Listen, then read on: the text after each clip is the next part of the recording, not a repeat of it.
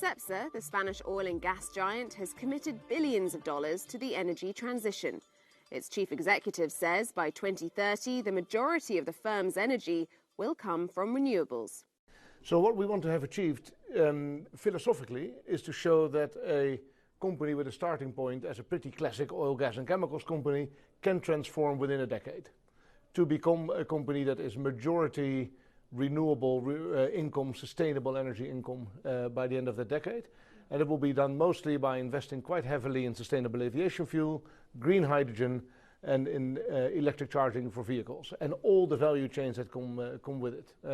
So the idea is to demonstrate that, and we have a little bit under 8 years to go. And you can invest billions of euros in these incredible new energies, but is the infrastructure there in Europe to support them? Not yet, and it's one of the issues where we really need to work quite closely with the European Union and the Spanish government to make sure that infrastructure gets built so customers can actually link into to these products.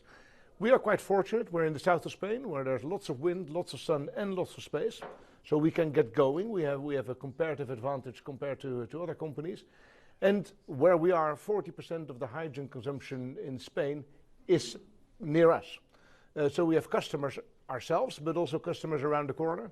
So we can start to build these new energies without needing all this infrastructure. And then while we're building it, we need to make sure it gets put in place so everybody can enjoy the cleaner and more affordable energies.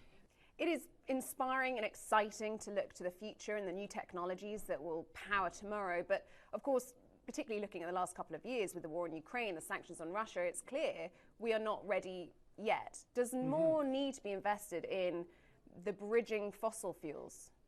I think there's a short-term response that is about keeping the lights on in Europe and about keeping people warm over the winter. And then almost anything goes. So drilling more gas wells or switching on coal-fired power plants is all fair game in order to get people through the winter. But as you start planning for 4 or 5 years out, you have real choices to be made.